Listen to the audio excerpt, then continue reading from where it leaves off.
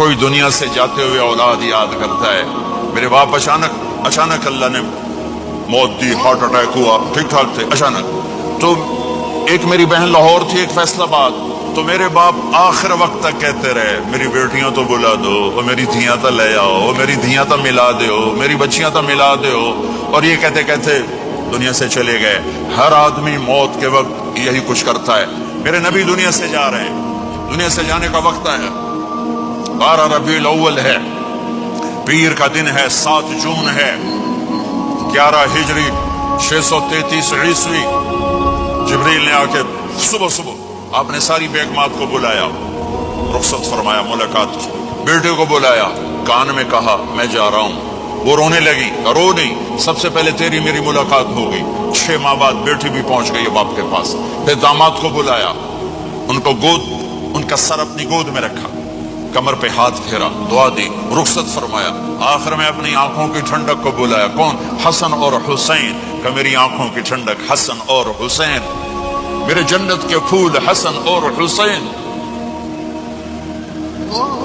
یوں لیا اور ساتھ ہی آنسو ٹپ ٹپ ٹپ ٹپ ٹپ ٹپ. بیویوں کو جدا کیا, آنسو نہیں. بیٹی کو جدا کیا, آنسو نہیں. داماد کو جدا کیا, آنسو نہیں. جب بچوں کو جدا کرنے لگے تو یوں آنسو. ایک کو زہر میں تڑپتے دیکھا, ایک کا کٹا سر نیزے پہ چڑھتے دیکھا, تو آنسو رک نہیں سکے. دعا نہیں کی, ہاتھ نہیں اٹھائے, اللہ کی تقدیر کے سپرد کر دیا. اولاد کو ذبح ہونے کے لیے تیار کر لیا کہ کل میری امت اولاد کے پیچھے جھوٹ نہ بولے, رشوت نہ لے, حرام کاروبار نہ چلائے, دھوکہ نہ دے, فراڈ نہ کرے. بچوں کو کہاں سے کھلائیں, بچوں کو کہاں سے پلائیں, کہ یہ میرا حسین کا سر کٹ کے نیزے پر چڑھا ہوا ہے. جب سب چلے گئے تو جبریل آ گئے. آپ نے فرمایا کیا ہوا؟ خاموش کھڑے تھے.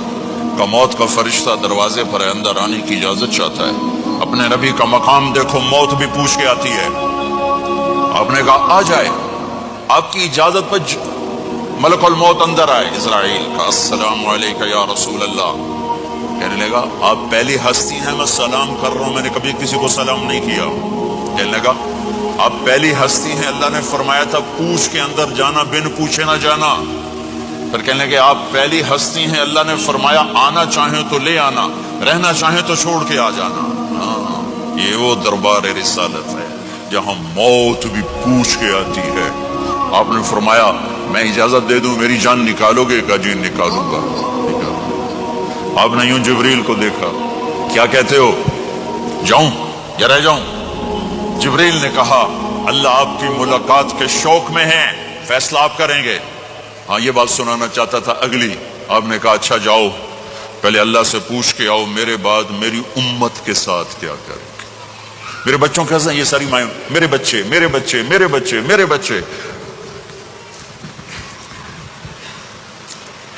میرے نبی کو تو پتا تھا کہ یہ تڑپ تڑپ کے ایک زہر میں جائے گا اور ایک کا سر کٹ کے نیزے پہ چڑھے گا. کیوں نہیں ان کے لیے ہاتھ اٹھائے, ہمارے لیے کیوں روئے کہ جاؤ اللہ سے پوچھ کے میرے بعد میری امت کے ساتھ کیا کرے گا, میں پھر جواب دوں گا. جبریل واپس گئے, موت کا فرشتہ کھڑا ہوا ہے. جواب آیا یا رسول اللہ آپ کا رب کہہ رہے ہیں آپ کی امت کو تنہا نہیں چھوڑوں گا. مجھے میرے رب کی قسم جو سن رہا ہے جس نے ہمیں یہاں جمع کیا ہے, سنو میری بات غور سے.